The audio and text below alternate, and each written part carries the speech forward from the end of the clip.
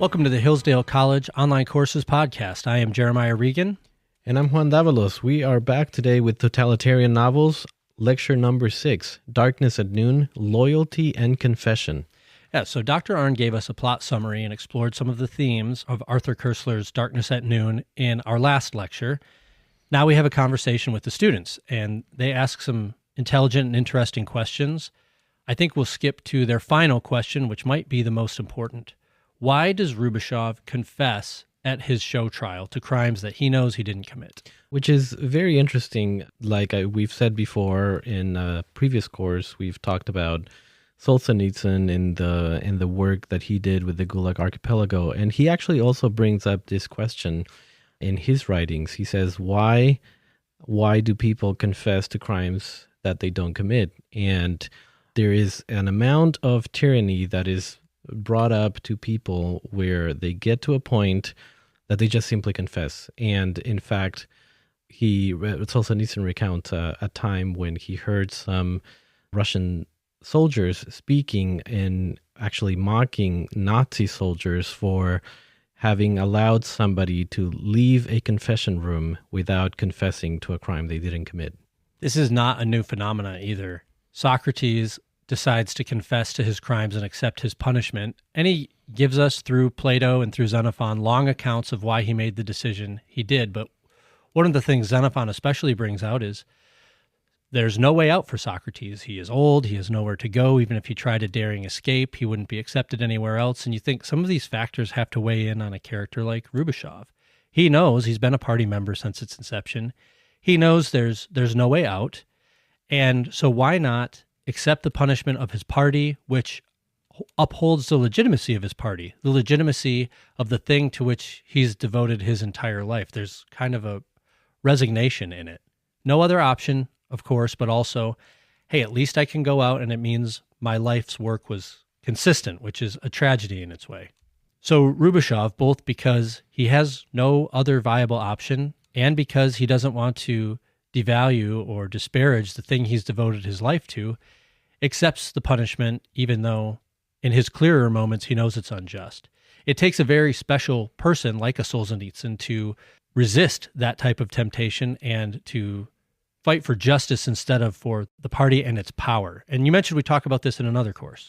That's right. We talk about this in our course, Marxism, Socialism, and Communism.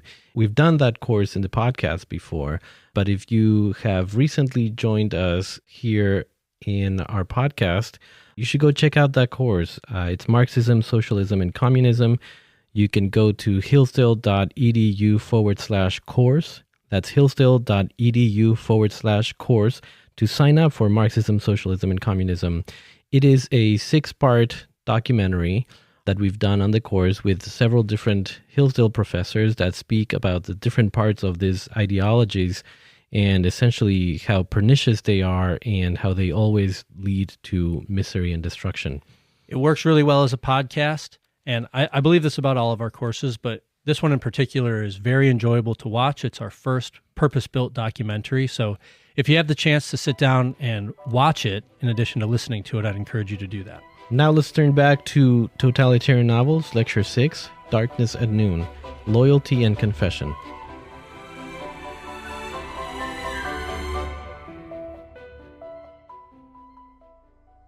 Welcome back to this course on totalitarian novels. We're going to have a discussion of Darkness at Noon. That's the third of the novels that we have read. Addie has a big disagreement with me about Rubashov, and so we're going to explore that, and I'm asking her to begin. What is the deal about Rubashov? I think Rubashov is completely contemptible as a figure. I think he is a man who dedicated his life to this militant philosophy in which he tried to exert power and his frame of the world on people, and murdered several directly and millions indirectly through his beliefs. And I think that eventually led to his own fall within the party because his beliefs only had one end. And at the end, he realizes, oh, maybe this isn't exactly what I wanted it to be. And he starts to feel remorse over the deaths that he's caused. And I don't think that we should pity him or feel empathy for him at the end because he is dying at the sword that he created. And I think that is poetically just. I'm not sure I fully agree with that. I appreciate his desire for consistency, even if he doesn't always achieve that desire, and if perhaps he's consistently wrong in some ways. I respect the fact that he's courageous and how he responds to Glenkin's interrogation, I think, with a good bit of courage. Is being consistent in evil, though, and wrongness something to be praised? Is that courage, or is it folly? Is it recklessness? I think that's a fair point. I think there is something, though, in persistence and in trying to be consistent, even if you're in error, that is admirable. Do you think Koestler, the author, wishes us to see good things in Rubishov? I don't think so. I think he presents us the interior man's thoughts as a way of examining them and realizing how contemptible they are, so that we take from that a lesson of this is what human beings are capable of. And I do think that with the oceanic feeling and things like that, there are glimmers of, okay, there's a different route for humanity, but I think that within Rubishov, it's too late. It's as far as certainly humans too go, late. it's contemptible. But first of all, this is not all a deathbed confession in Rubishov. He's been growing troubled for years, right? And he's had these sympathetic conversations with others of the old Bolsheviks. A doubt has grown among them. And the purpose of the novel is not to idolize Rubishov, but you're to see that he's a man of considerable quality. He's brave, he's resolute, and see, it's the perversion of those. I mean, first of all, I don't think that you're meant to sympathize with him. We get to see a picture of a man struggling to get out, and he can't get out. It's not just that Gletkin won't let him out. That's true. It's also that he uses the way Rubishov has lived his life to destroy him. And Rubishov is presented as a human being. You know, even Gletkin a little bit, by the way. When Rubishov begins to confess, Gletkin explained, first of all, every time Rubishov confesses something, he turns the intensity of the light down. And Rubishov comments to himself, he pays in cash. Kind of like that. It's a kind of mastery he's established over Rubishov. But then at one point, Gletkin stops and explains something to him. This admiral who whimpers, who's killed, he's killed because he's not identified with the battleship. He was an advocate for big submarines, ocean-going, to go fight. But Stalin saw we needed little submarines to defend the coast. In other words, socialism in one country. And Gletkin understands the point and explains it to Rubishov. And that means that he's thinking too, right? These are not robots, although they have destroyed themselves. I mean, one of the lessons here, if you believe in freedom, human freedom, which I happen to do, you work your way around, reading the best books, in my opinion, to understanding that we make ourselves. And we have. Aristotle claims in the Ethics that we all have an opportunity to do that. Only the most distorted peoples in their upbringing actually don't know when they're making their choices, and for years, what the right thing to do would be. He claims that we have this understanding of the good. It's actually how we're able to talk. And that choices come to us, and there'll be something we want and something outside that says you should or should not have it. Do you listen to that voice? And the process of becoming a vicious person is whether you do that or not. It's in your choices, he said, not your actions, that form your character. Character is a big word, right? It means etch or engrave. It gets carved into you. And then he says that most of us don't really form a definitely strong character, we sort of lean toward the good side, but we blow with the wind a bit. But remarkable people who are very resolute, they turn themselves into virtuous people or vicious people. Now, these are resolute people. All of them, everybody in this novel is a tyrant to some extent. It is the doubts of Rubishov that make him interesting, right? He's not a Neanderthal. He's still a human, right? And it's a struggle he has to get out. By the time he meets Richard and little Loie and Arlova, he's done so many terrible things that he can regret consigning them to death. He can't not do it. And then he did the same thing to himself. So the reason he's a sympathetic character relative to the ones around him, I believe, is because of those doubts. He's got it coming. You're right. If you become a judge, remind me not to get in front of you. Definite moral sense has this added, and that's good. That's good. But if you in the panoply of the novel, remember this is a novel about a group of people who are the most destructive people in human history, and they're all in that, right? And so Mother Teresa is not in here. That's true. Jack, what have you got to say? I want to take an excerpt from the beginning of the book. He had often looked at the color print of number 1 hanging over his bed and tried to hate it. They had between themselves given him many names, but in the end it was number 1 that stuck. The horror which number 1 emanated, above all, consisted in the possibility that he was in the right, and that all those whom he killed had to admit, even with the bullet in the back of their necks, that he conceivably might be in the right. There was no certainty, only the appeal to that mocking oracle they called history, who gave her sentence only when the jaws of the appealer had long since fallen to dust.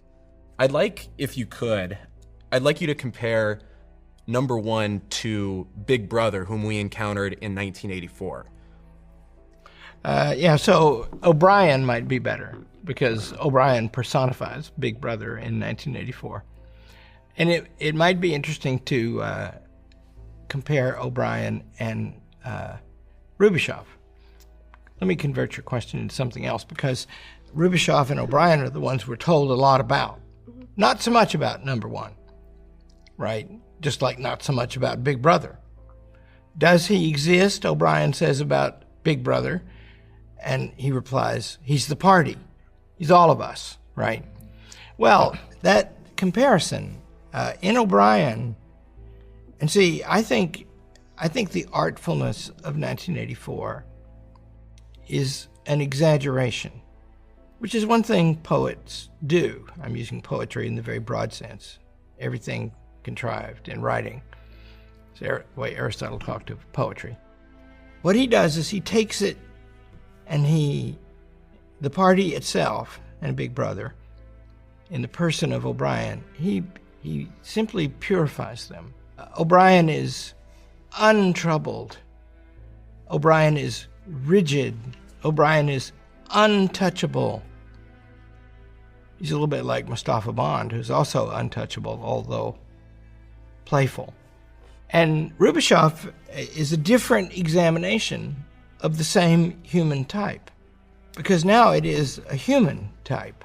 He's not just a machine. He's not just, O'Brien had obliterated himself as he obliterated Winston and everyone else. Rubishov has not achieved that. In fact, no one ever achieves that. I don't believe. First of all, Gledkin, who's a Neanderthal, he's still a human. He still explains. He still feels the triumph of his mastery of Rubishov, remembering that the mastery of Rubashov is made possible by Rubashov's past, by the things he's done. He's guilty. Not to save Arlova and to save himself would be contemptible. And so he doesn't. You've demanded the sacrifice of so many. Must you not make it yourself? And he does. He's caught. Is it Lady Macbeth who says this? Even-handed justice commends the contents of the poisoned chalice to our own lips. Maybe it's Macbeth, I forget. So in Rubashov, it's more human. It results, to Richard, the first of the tragedies that Rubashov, he executes him effectively. He leaves him to be executed. To Richard, Rubashov looks like O'Brien. He's not sympathetic. We know internally, because that's the power of the author, of the novelist, we know what Rubashov is thinking. And we know that he's not untroubled by this. We don't know that about O'Brien. He never... We know about O'Brien, by the way, that he understands Winston with almost a godlike power, and he understands him so well that he can tempt him into his torture. So he's aware, but he doesn't show anywhere I can remember, he doesn't show any doubt or weakness of any kind. But that's unreal. We know about Stalin. Stalin was extremely, he's got to be one of the most devious people who ever lived. He kind of makes mincemeat out of Adolf Hitler. Here's a tricky thing he did. Hitler and he agreed to carve up Poland between them. The German army goes. The Soviet army waits. Lets the German army do most of the fighting, right? And Hitler felt betrayed. He's an arch betrayer.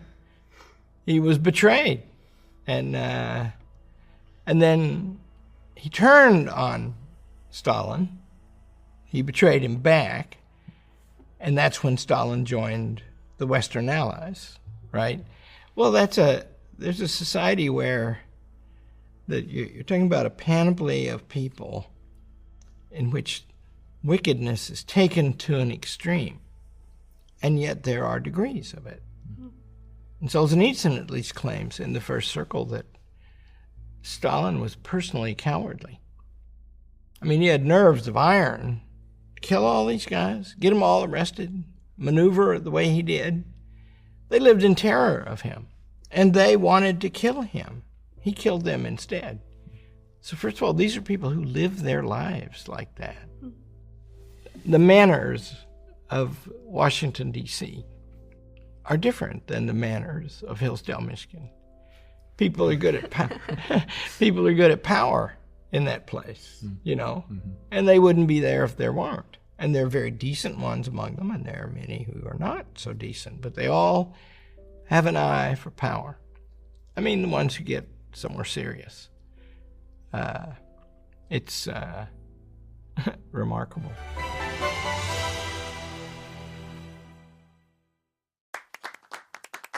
Hillsdale College is a small, Christian, classical liberal arts college that operates independently of government funding, and we want you or your son or daughter to apply. At Hillsdale, students grow in heart and mind by studying timeless truths in a supportive community dedicated to the highest things. Hillsdale College costs significantly less than other nationally ranked private liberal arts colleges and receives regular recognition as a best value, and nearly all students receive financial aid. Our robust core curriculum, vibrant student life, and 8-to-1 student-to-faculty ratio make for an education like no other. For more information or to fill out an application, visit hillsdale.edu/info. That's hillsdale.edu/info.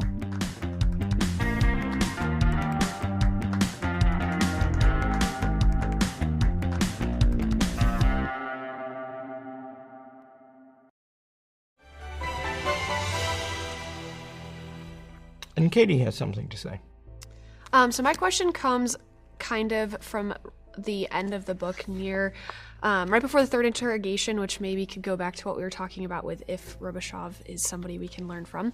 But in his diary, he writes, "The historical mistake of socialist theory was to believe that mass consciousness rises at a constant and consistent rate." And then he goes on to say, "We believed that aligning the worldview of the masses to the changed reality was a simple process, the course of which we measured in years, whereas history teaches that a measure of centuries would be more appropriate." And so I guess my question is that true? Do the masses take that long to mature to an ideology, or does it come on faster than they think it does? No. Isn't that, so you look toward the back of the book, is that from Rubichov's period where he's writing a corrective to the historical dialectic? Is that what that's from? And see, that's him being trapped, right? Lord, artificial intelligence is dawning or has dawned upon us now, and God knows what we're going to get. But there is this interest in manipulating people. And first of all, remember to talk of the masses. The word masses is almost always a bad word in Winston Churchill. He wrote an essay called Mass Effects in Modern Life. He didn't like them. He wanted people to grow. And the growth of a person happens in the person chiefly. And they need help. In the experience of Hillsdale College, that means that what's happened to you, mainly you have done that. I think it's natural for you to do it and want to do it. I don't think we gave you that. I think every human has it. You have a lot of it and an ability for it.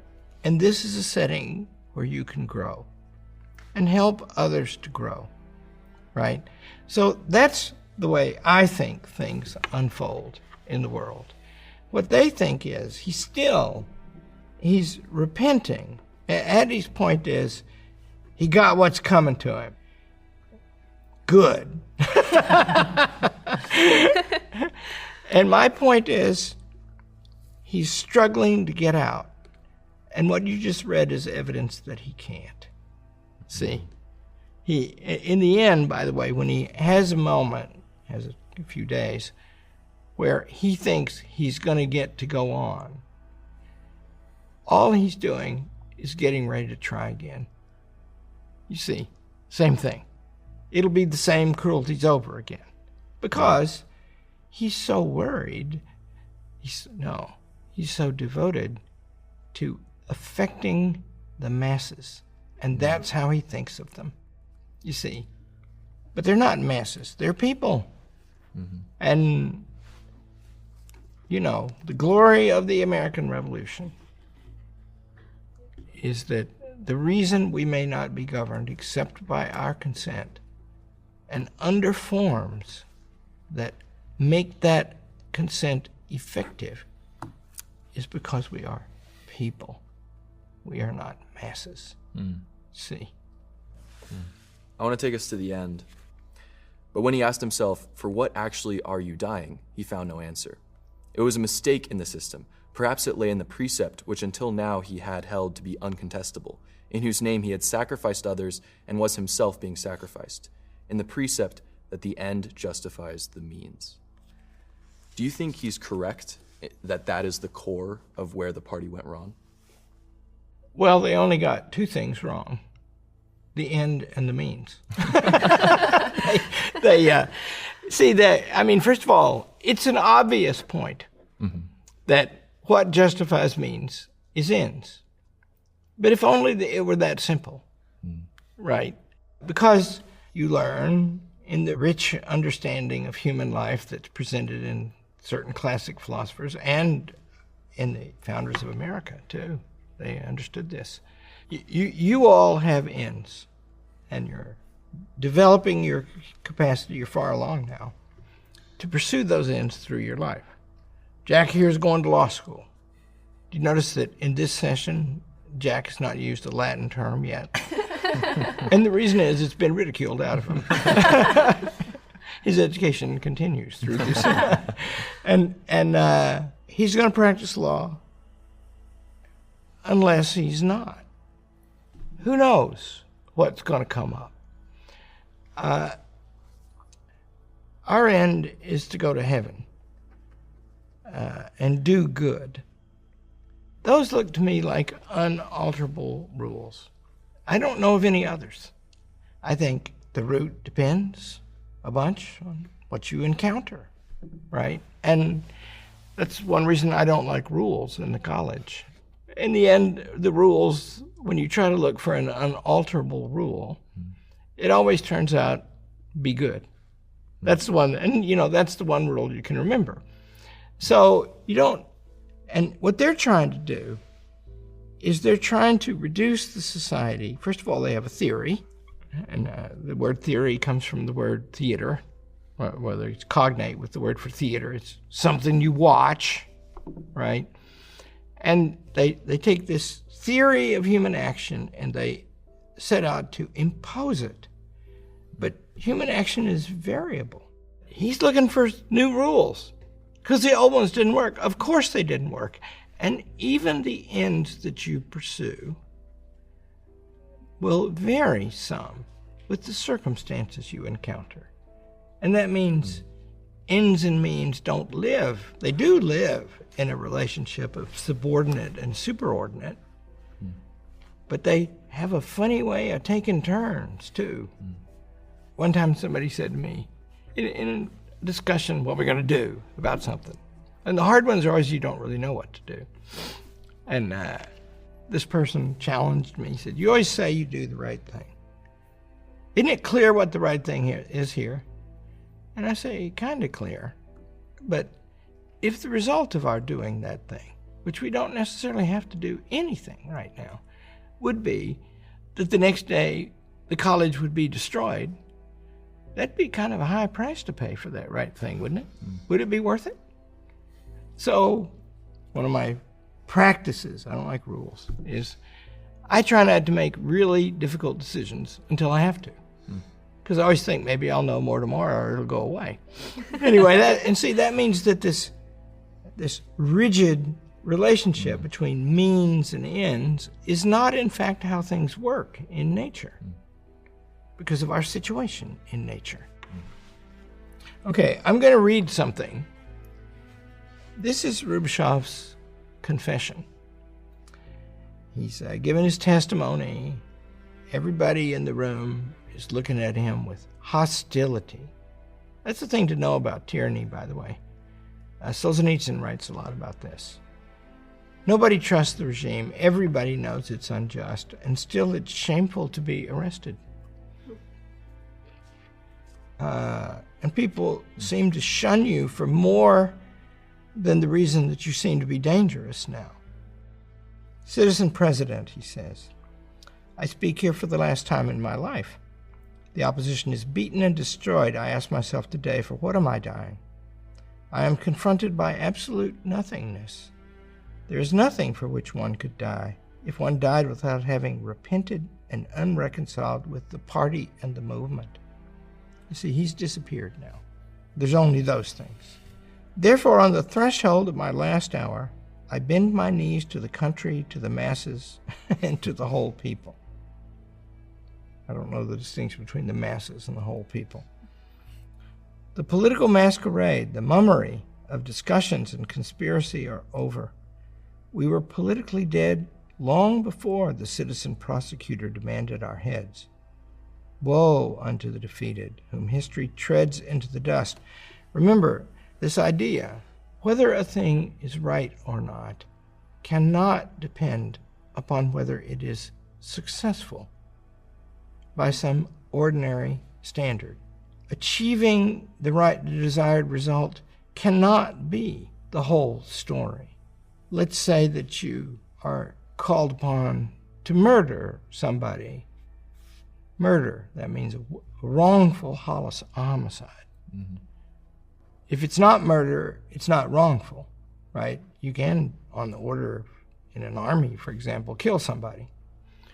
But a murder, in order to prevent some greater evil, well, you'd have to know a very great deal to think that that would be right. And whatever you knew would have to be so certain that it wouldn't be murder anymore, right? And that means it's not just the consequences. Aristotle even says there are things that you will have to do that in the abstract you wish you would not have to do, think them wrong in other circumstances. One of the safeguards is you have to hate the doing of it. You have to have your soul in such an order that it scars you to do it. That's why soldiers who like killing are suspect. History treads into the dust. I have only one justification before you, citizen judges. I did not make it easy for myself. This appeases Addie, who likes him to suffer. Vanity and the last remains of pride whispered to me, die in silence, say nothing, or die with a noble gesture, with a moving swan song on your lips. Pour out your heart and challenge your accusers. That would have been easy for an old rebel, but I overcame the temptation. Isn't that interesting? With that, my task is ended. I have paid my account with history, and see, that means his own history too, is settled. To ask you for mercy would be derision. I have nothing more to say. That's what he's brought to. That's the thing the book's trying to explain. Now, what do you guys think about that?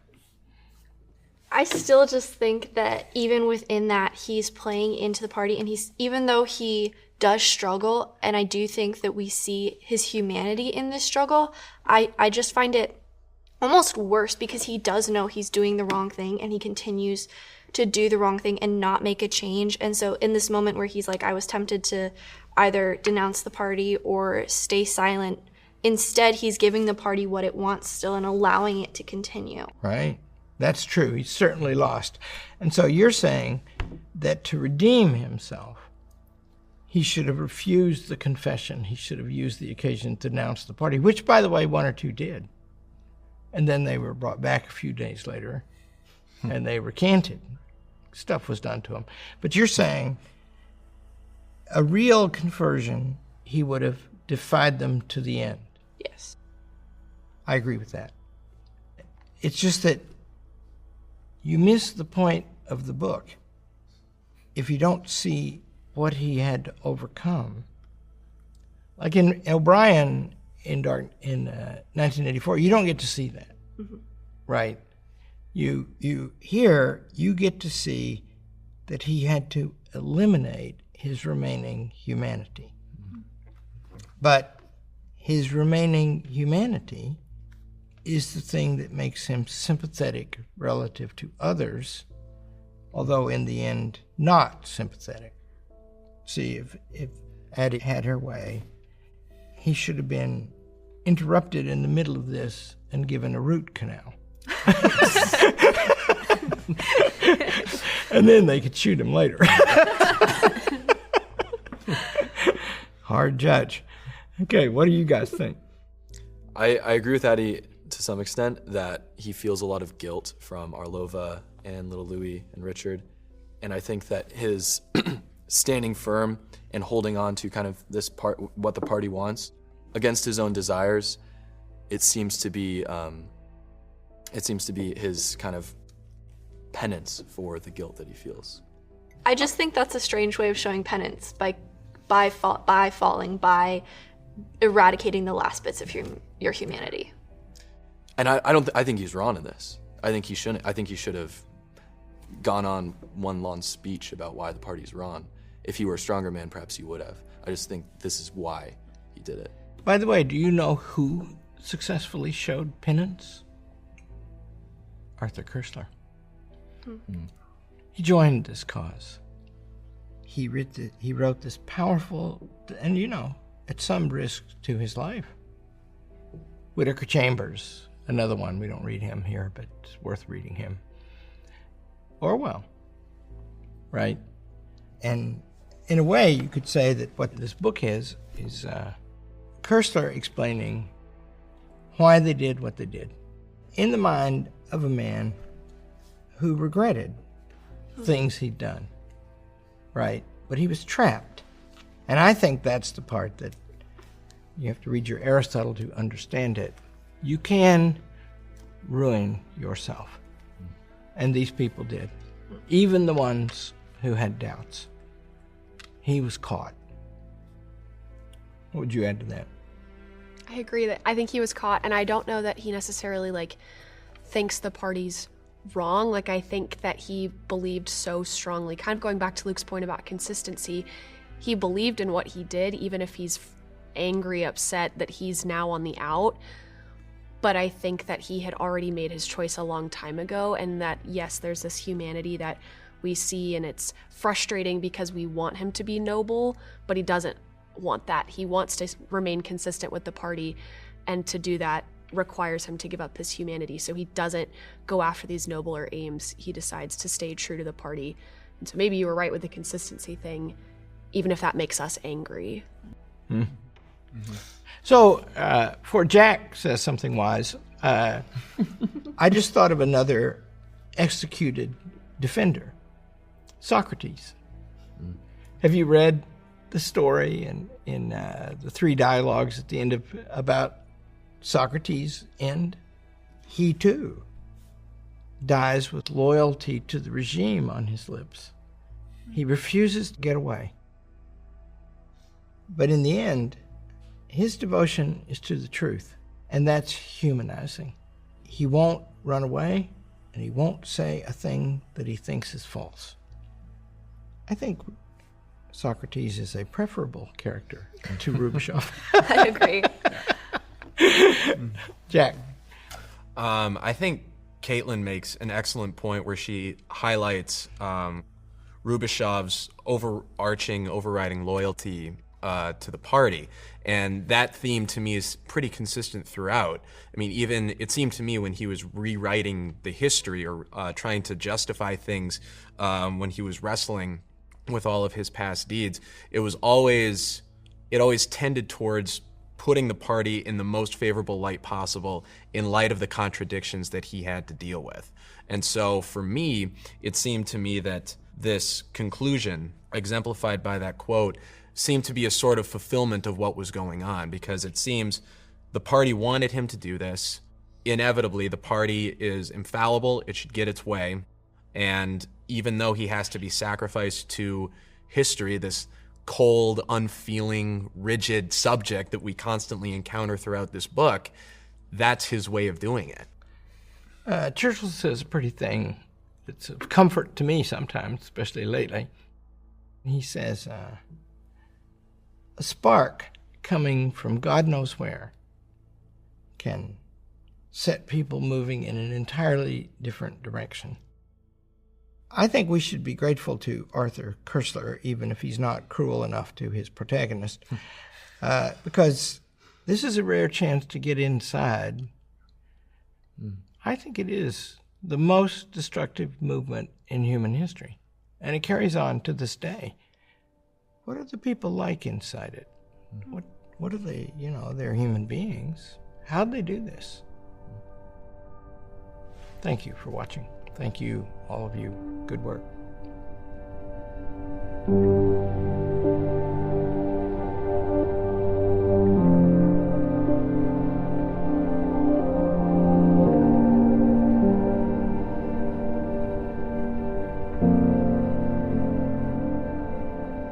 Thank you for listening to this episode of the Hillsdale College Online Courses Podcast. If you want to continue learning, please visit hillsdale.edu/course. There, you will find over 40 free online courses including Ancient Christianity, the Genesis story, classic children's literature, and many more. The courses include additional readings, study guides, fully produced videos, and you can chat with your fellow students on a dedicated forum. Upon completing a course, you will also get a certificate. All our courses are free because we believe that what you'll learn will enrich your life and that a virtuous citizen is the best defense for liberty. So pursue the education necessary for freedom and happiness at hillsdale.edu/course today. That's hillsdale.edu/course. Thanks for listening.